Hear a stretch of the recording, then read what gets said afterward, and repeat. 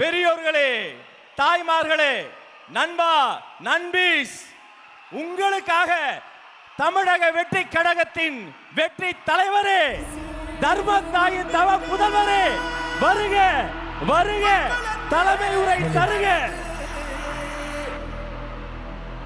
அதை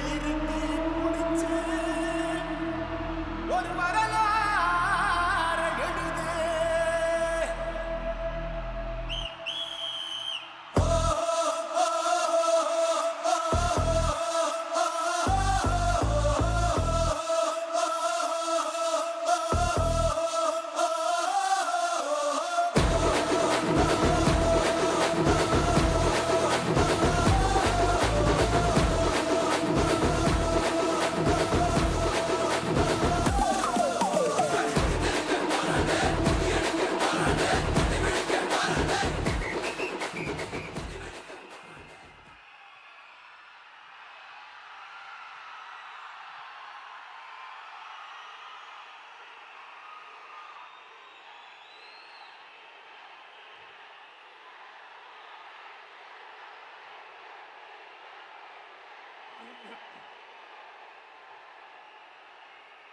என் நெஞ்சில் குடியிருக்கும்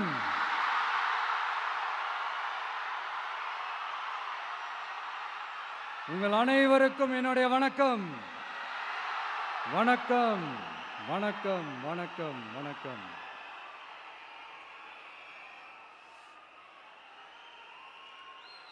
மிக மிக மிக முக்கியமான ஒரு நேரத்தில் நாம இருக்கிறோம்.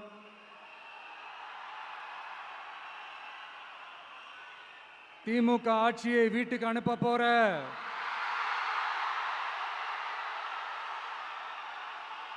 அந்த தேர்தலோட கடைசி பிரச்சாரம், ஸ்டாலின் சாரை வீட்டுக்கு அனுப்ப போற அந்த தேர்தலோட கடைசி பிரச்சாரம்,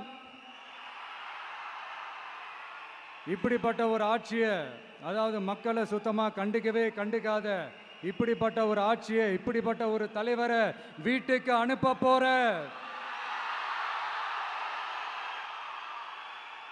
அந்த தேர்தலோட கடைசி பிரச்சாரம்.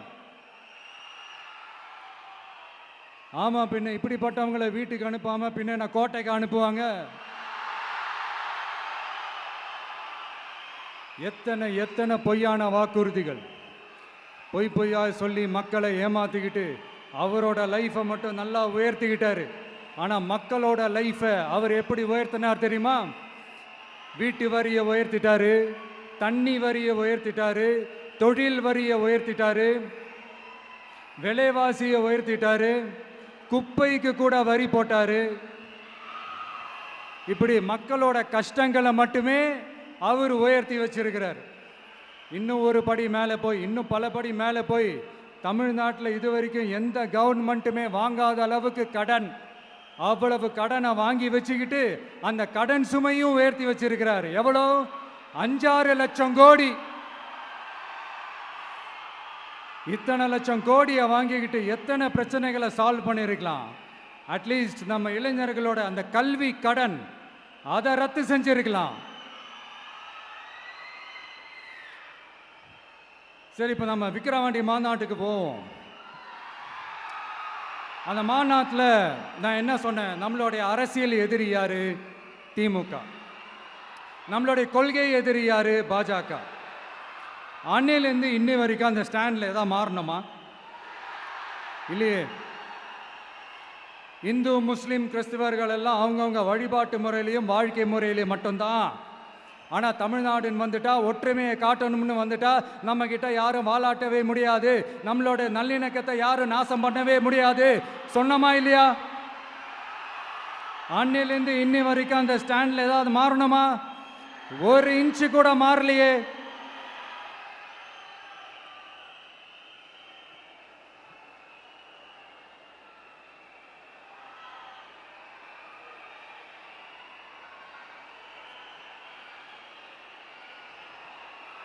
ஒரு இன்ச்சு கூட மாறலையே.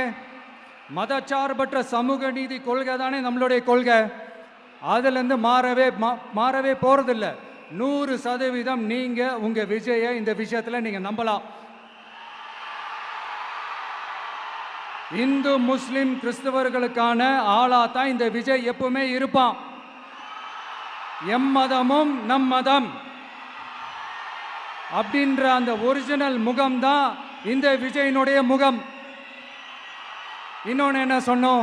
A lion is always a lion. சிங்கம் தனியா வந்தாலும் தண்ணி காட்டிடும். இது சும்மா மொரட்டு கான்ஃபரன்ஸ்லாம் சொல்லல. உலகம் பூரா கடவுள் நமக்கு கொடுத்திருக்கிற கோடிக்கணக்கான நம்மளுடைய வகையறாக்கள் நம்மளோட இருக்கிற அந்த கான்ஃபரன்ஸ்ல நான் சொன்னேன்.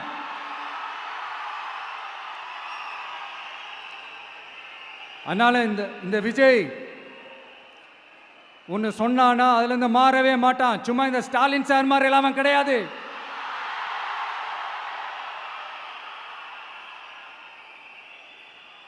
இந்த சிறுபான்மை சகோதரர்களுடைய ஓட்டு வாங்கிறதுக்காக ஒரு பக்கம் கோடி கோடியா செலவு பண்ணி தமிழ்நாட்டு காங்கிரஸ் தூக்கி பைக்குள்ள போட்டுக்க வேண்டியது, இன்னொரு பக்கம் கட்சியை காப்பாத்திக்கணுங்கிறதுக்காக பாஜகவோட மறைமுக கூட்டணியில் இருக்க வேண்டியது, ஒரு பக்கம் கதர் வேஷம் போட வேண்டியது, இன்னொரு பக்கம் காவி வேஷம் போட வேண்டியது. நான் முன்னாடியே சொன்ன மாதிரி திமுகவுக்கும் பாஜகவுக்கும் ஒரு அண்டர் கிரவுண்ட் டீலிங் இருக்குது. எப்போ சொன்னேன்? கிட்டத்தட்ட ஒரு 1.5-2 வருஷத்துக்கு முன்னாடி சொன்னேன். அன்னைக்கு சொன்னது இன்னைக்கு இந்தியா முழுக்க எதிரொலிக்குதா? வெஸ்ட் பெங்கால் சிஎம் மம்தா பானர்ஜி மேடம் இதைத்தானே சொன்னாங்க. இன்ஃபேக்ட் ஸ்டாலின் சார் பேரை மென்ஷன் பண்ணி அந்த குற்றச்சாட்டை சொன்னாங்க. இதுக்கு என்ன சார் பதில் வச்சு சொல்ல போறீங்க? ஸ்டாலின் சார் மக்கள் கிட்ட மாட்டிக்கிட்டு முழிக்கிறாரு. இந்த தேர்தலில் திமுக தோக்க போறது உறுதி.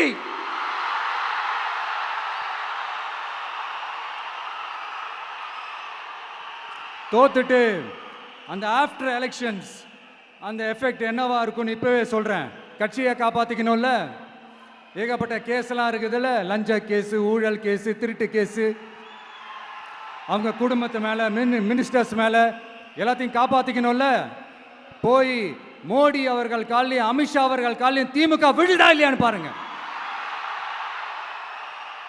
அன்னைக்கு தெரியும் மக்களே, சிறுபான்மை சகோதரர்களே, அன்னைக்கு தெரியும் இந்த திமுகவோட மொத்த சாயமும் வெளுக்க போகுது. அது மட்டுமா, பாஜகவோட முதல் அடிமை யாருன்னு போட்டி வேற. நீயா நானா, நானா நீயா, யாருக்கு யாருக்கும்? இந்த திமுகவுக்கும் மற்றும் பல இருக்கும். அதனால